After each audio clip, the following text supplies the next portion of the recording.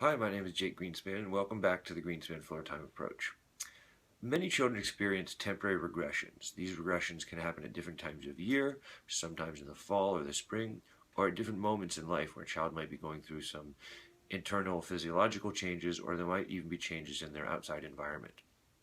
When we see one of these regressions, it's important to understand that this is not a true regression necessarily in the sense where the child is permanently losing some of their developmental abilities, but instead it is more of a temporary behavioral regression where their regulation is being compromised due to stress and outside factors, as well as sometimes other changes where they may be getting less support or less of the positive inputs in life.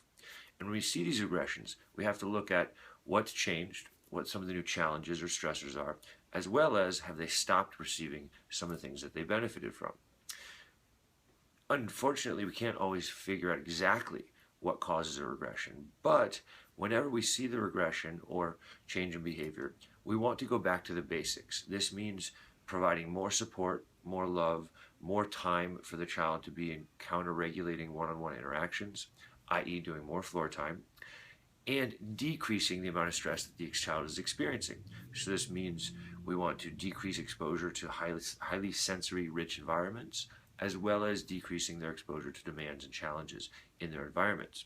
So whether it's doing floor time or even in a school setting, we want to decrease the demands, challenges, and potential stress while increasing the support and positive emotional inputs that the child is receiving.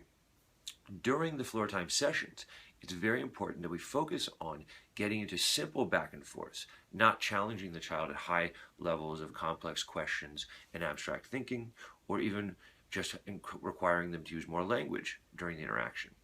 So we have to go back to the basics with the floor time too, where we're challenging them just to sustain the interaction and be in control. Many children, when experiencing these regressions, are feeling out of control. Their bodies or the world around them is out of their control. So the more we can allow them to feel in control by being the director and the teacher within the interactive experience and really developing that confidence without getting as much of the challenging part, then we'll be able to see them regain their baseline regulation.